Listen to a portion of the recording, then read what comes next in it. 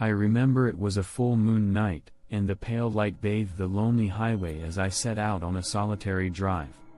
My plan was to visit a friend who lived miles away, and the eerie ambience of the night only made the journey more exciting. Little did I know that this trip would lead me down a terrifying path that I would never forget. As I drove deeper into the darkness, the feeling of solitude intensified. The trees alongside the road seemed to whisper sinister secrets, and the occasional hoot of an owl sent shivers down my spine. The road was deserted, and I couldn't help but feel like I was being watched by unseen eyes. With each passing mile, the moonlight seemed to grow stronger, casting eerie shadows across the road. A heavy fog began to creep in, and I struggled to see what lay ahead. My heart pounded in my chest, and I could feel an inexplicable sense of dread washing over me. Suddenly, I noticed a figure standing on the side of the road. It was a woman, dressed in tattered clothes, with unkempt hair flowing in the wind. I couldn't just leave her there, so I slowed down and rolled down my window.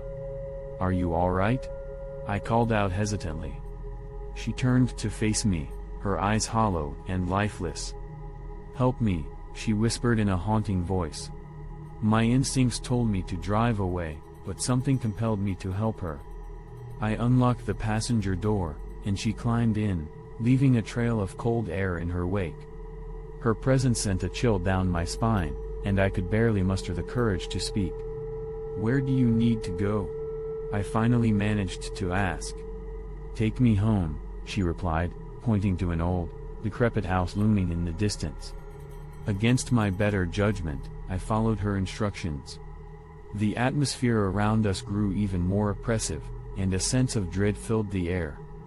As we approached the house, the woman's grip on my arm tightened, her touch icy cold. "You shouldn't have come here," she whispered ominously. I tried to reason with myself, convincing myself that she was just a lost soul seeking help. But as we entered the old house, a deafening silence enveloped us. The creaking floorboards echoed in the darkness, and I couldn't shake the feeling that we were not alone. The woman led me to a room filled with old family portraits, each one bearing a haunting resemblance to her. "This is where it happened," she said, her voice barely above a whisper. I felt a shiver run down my spine, sensing that something sinister had taken place in this house.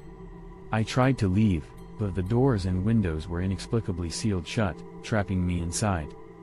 The woman's eyes turned dark, and a malevolent grin spread across her face. "You can't leave until you hear their screams," she said, her voice now a haunting melody. Terrified, I stumbled backward, desperate to escape the malevolent presence that surrounded me. As I turned to run, the portraits on the wall began to change, their eyes following my every move. In a state of panic, I ran through the house, searching for an escape route, but it was as if the house itself was alive, keeping me trapped within its walls. The shadows danced and twisted, and I felt a cold hand grasp my ankle, pulling me back. In that moment, I knew I was not alone.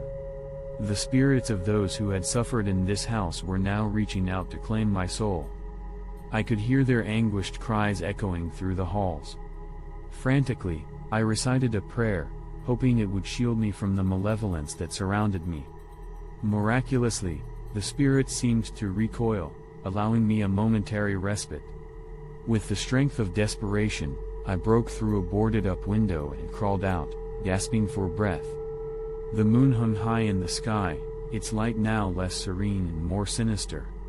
I stumbled away from the house, not daring to look back.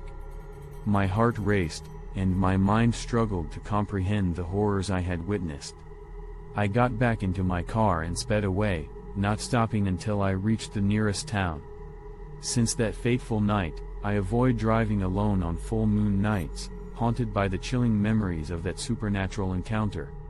I warn others to be cautious, for the spirits of the past may still be lurking, waiting to ensnare unsuspecting souls like mine on that haunting full moon night alone driving by car.